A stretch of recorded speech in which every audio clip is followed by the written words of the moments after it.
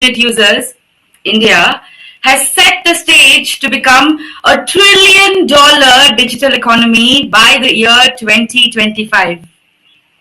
A recognized technology powerhouse, the country boasts of a thriving e-payment ecosystem and the world's largest digital identity program, Aadhaar. According to a McKinsey report, the Indian IT industry is expected to touch the 300 to 350 billion revenue mark over the next 5 years, growing 10% a year.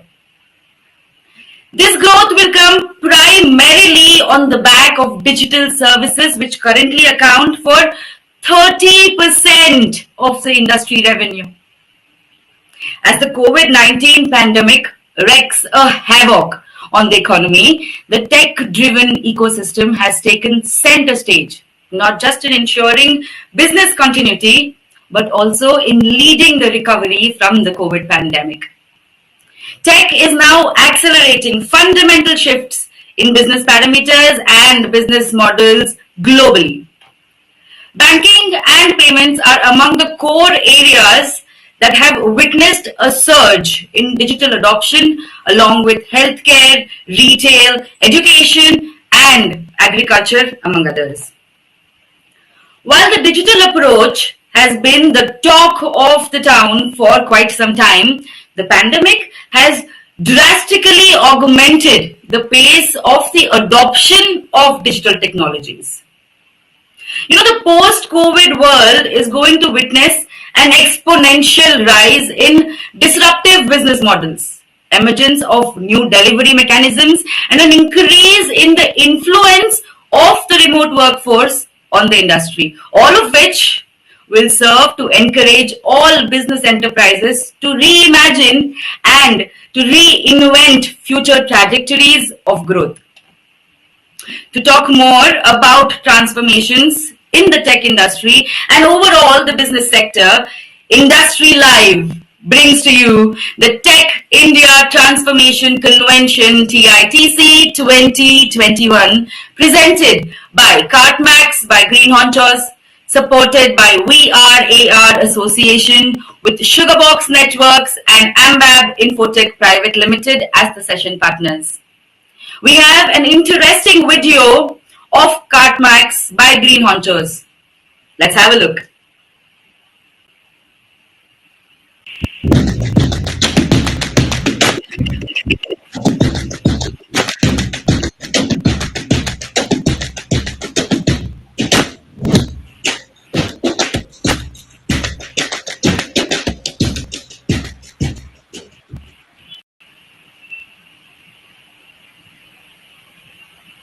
Thank you. The unique TITC forum will bring members of the industry on one platform to deliberate on trends, areas of growth and innovation, along with disruptive business models and a future course of action to better navigate and adapt to the next normal. The media partners of the convention are CIO Review India, DT Digital Terminal, Device Next, Electronics Maker, NFA Post, BIS Infotech, Smart State India, Tech Magazine, India Tech Online, Proche, and telecomtoday.in. Ladies and gentlemen, you can post your questions in the chat box on the right hand side of your screen. We will be taking up questions towards the end of every session. Also, you can visit the booths. I repeat, you can visit the booths and interact with the brands in the exhibition area. Meanwhile, don't forget to keep tweeting about this conference using our hashtag TITC2021. Without further ado, let's begin with the first keynote address of the day on the very trending topic, artificial intelligence. The latest statistics show that despite the pandemic hit, the AI market share of the IT service industry in India reached 41.1% in 2020. And according to a recent report published by Stanford University, Artificial Intelligence Index Report 2021, India secured the sixth position in the global vibrancy ranking. Indeed, indeed a proud moment for all Indians. But the larger picture indicates that there is also a need to bridge the gap between the rural and urban India in a more effective way through technology. And we are glad to announce that we have with us today Mr. Jagdish Mitra, Chief Strategy Officer and Head of Growth, Tech Mahindra, as our keynote speaker, who will be enlightening us on the topic Connect India to Bharat through AI, leveraging AI to create a 5 trillion economy.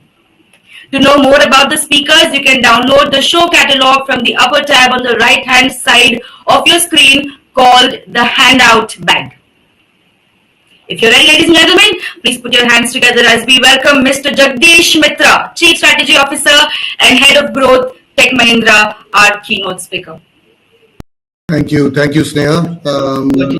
So a couple of things. I thought the topic was interesting because for us who probably have access to technology like what we are doing today and sitting either at most of us at our homes this Saturday morning in India and being able to connect and discuss, I think the biggest change for India when technologies like what we are talking about truly connect the larger part of India and help us in driving that business and the growth. As you know, I don't want to go through statistics of this, but you all know that there's a significant amount of people that are still below poverty line in this country.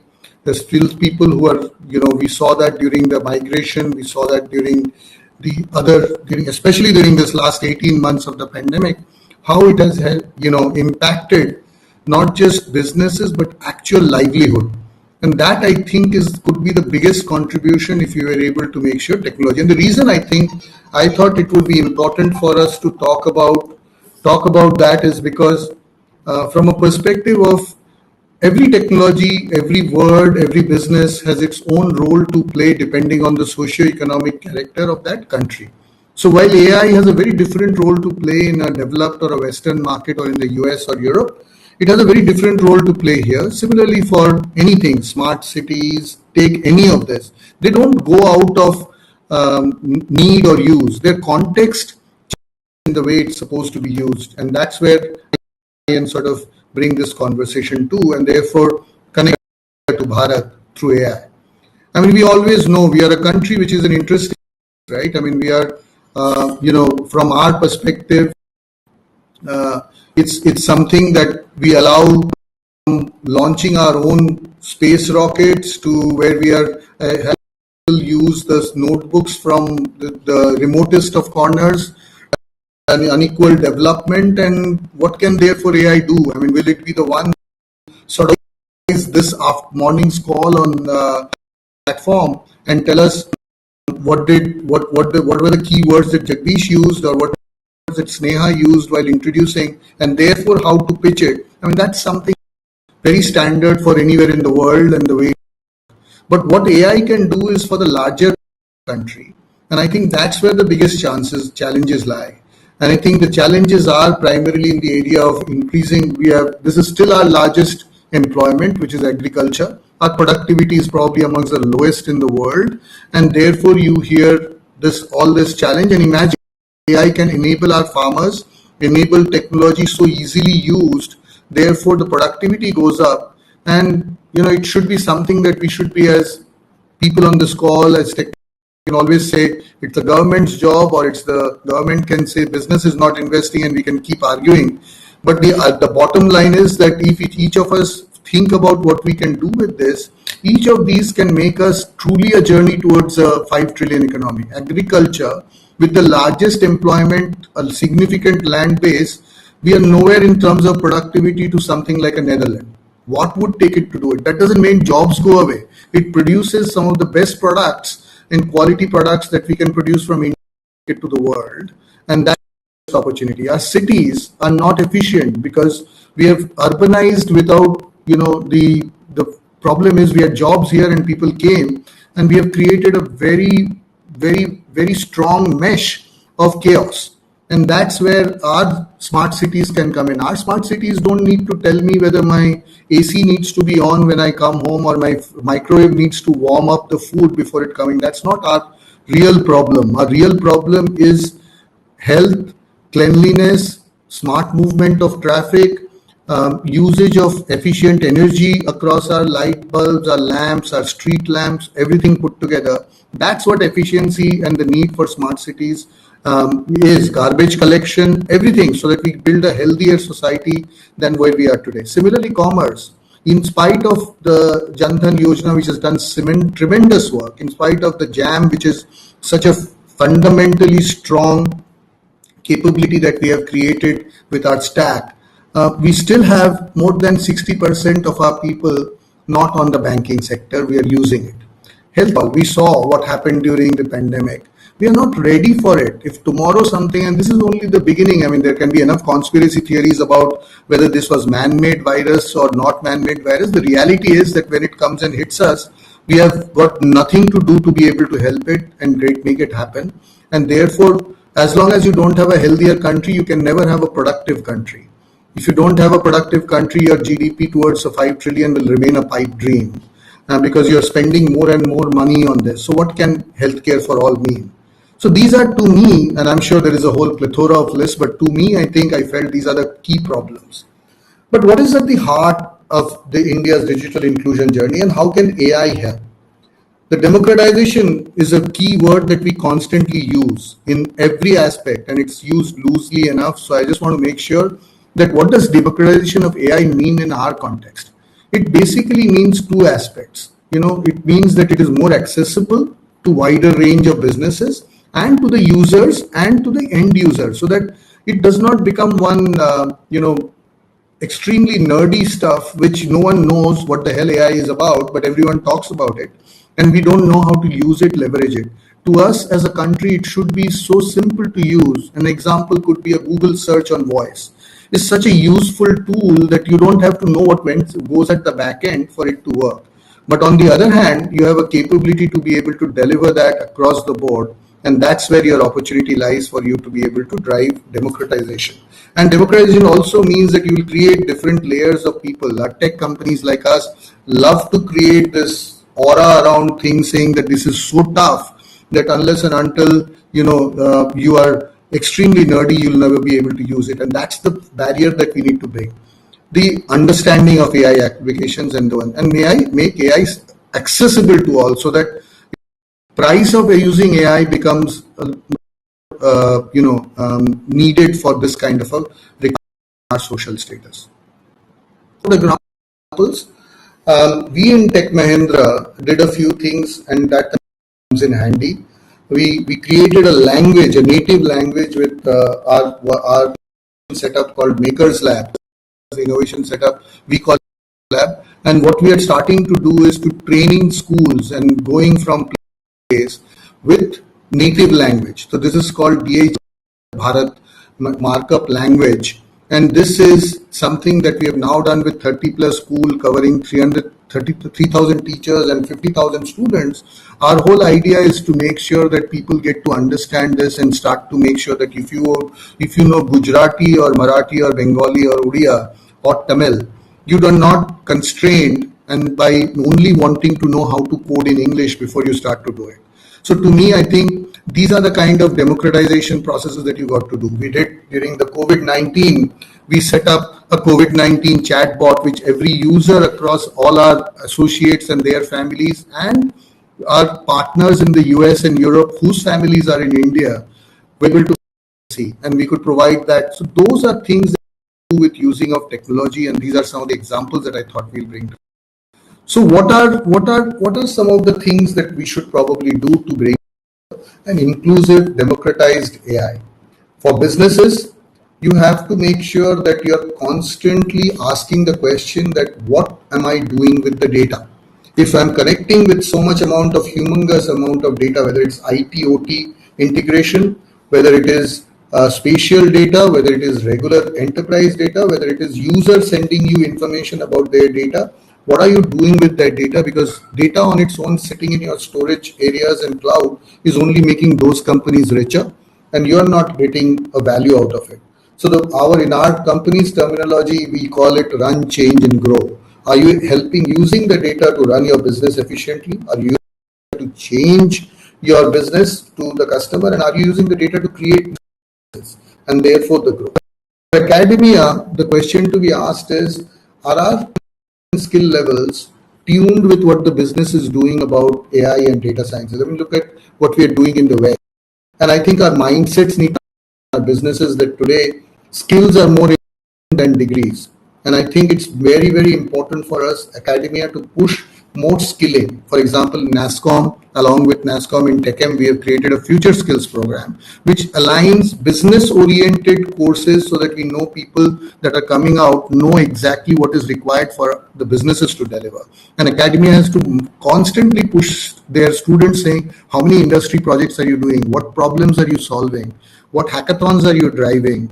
Unless and until we drive that culture, academia will run in one direction, business will on the other. And finally, of course, the policymakers, mainly because AI will have a very strong role in how to use it. We'll have so much data. You can always see the debate already working, that there is so much debate, personalization, personal data, what is secure, what is not secure, how much information should Google know about you versus how much you need to know. And I think in India, it is easy to get into that business of debate, but not monitoring and making sure that innovation flourishes, but knows where to draw the line. And therefore, ethical AI, therefore usage of AI for jobs, right decisions that we can do, and therefore policymakers in today's world will have a significant challenge to leverage how to use technology. And therefore that's the more important role that policymakers have to do. And how do I leverage our AI policy? How do we make sure that it is not restrictive for innovation, but draws that line which allows innovation to happen and data to be shared?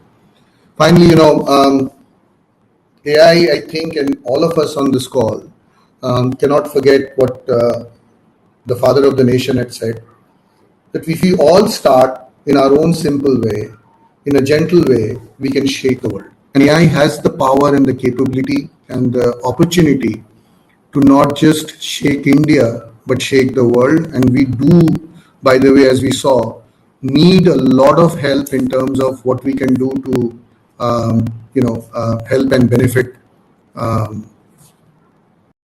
the nation. I hope that gave you guys a sense of how Bharat can bring closer to India. And I strongly believe in a country which is starved of monetary resources compared to the needs we have, the biggest opportunity that lies for us is technology. And we have that bit. That technology is the great equilibrium. A guy sitting in Muzaffarnagar or sitting in a small village in Tamil Nadu has access today to internet and to learn and to be able to do AI. Makes that great equilibrium come together. And only capital he needs is right here. And if he is able to get that, he will create businesses and opportunities which will change the way India and Bharat live. Thank you. Thank you, guys. Thanks, Dan. Thank you, sir.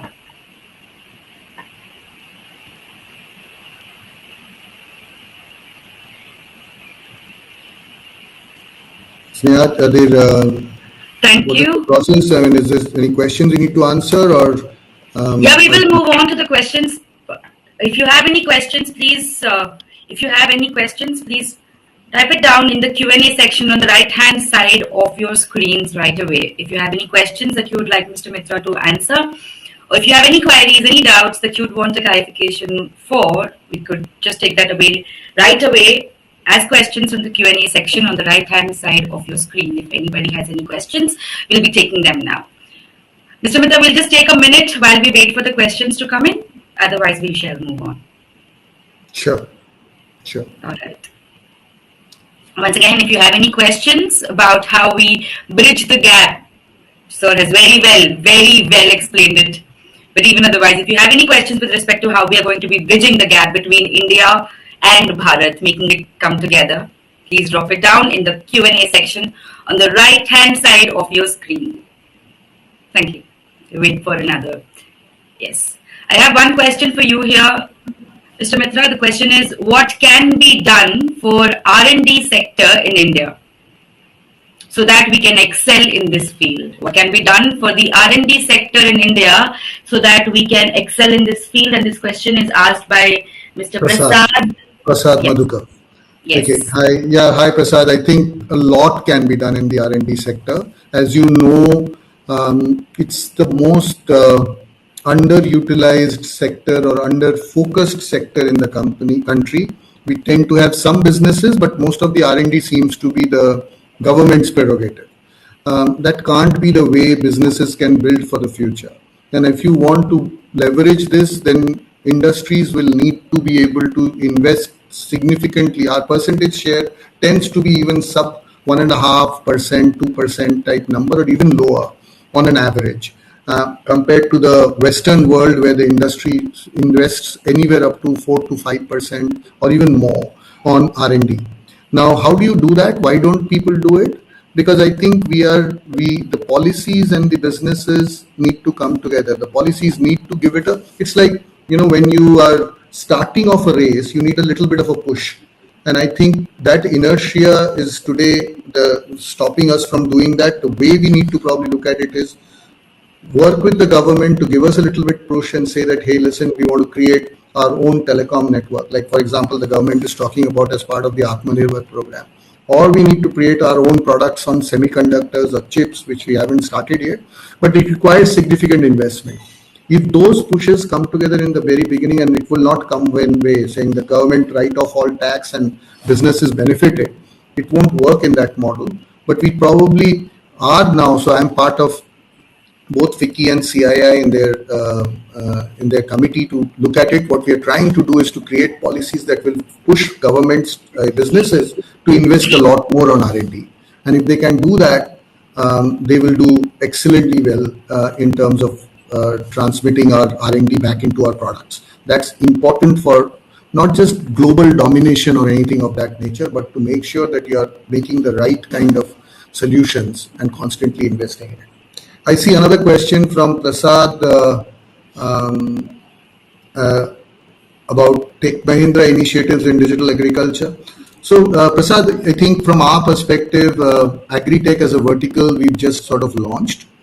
We have dabbled with it over the last couple of years in multiple ways. So, we've done a few things, including crop sensing using IoT and so on and so forth, so that it can actually tell the farmer very easily what time to water, because we have so much scarcity, right? Some part of the field might be getting all sorts of water and the other part may not be getting it, and there is an opportunity for us to make sure we neutralize those kind of unequal distributions and multiple things. So we've done remote sensing work, we've done that, during our Makers Lab has done a Kisan app which allows people to monitor how much revenue they'll come, what market they'll be able to sell, so that we can solve all this, or at least help solve some part of the financial crisis that some of our farmers go through, for it to be able to cause suicides and stuff like that. So we've done bits and pieces of it, but good part of it is we are part of the Mahindra group, which is really a large work that it does in the farm sector. So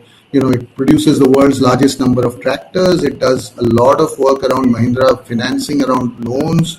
So we have a lot of information and data. So our agri-tech sector has just got started, primarily focused on this area of middle to large scale farming and bringing efficient farming to the process. Thank you, Mr. Mitra. There is, okay, thank you so much. Apart from that, there's a comment saying thank you so much on bridging the gap between India and Bharat through L&D and AI. Thank you so much. So that brings us, yes, thank you. There's a lot of thank yous coming in the comment section in the Q&A. Well, thank you, Mr. Mitra. That brings us to an end of the open Q&A with Mr. Mitra. Thank you so much, sir. Thank you. Now, ladies and gentlemen, I will see you guys in the first session in a moment from now.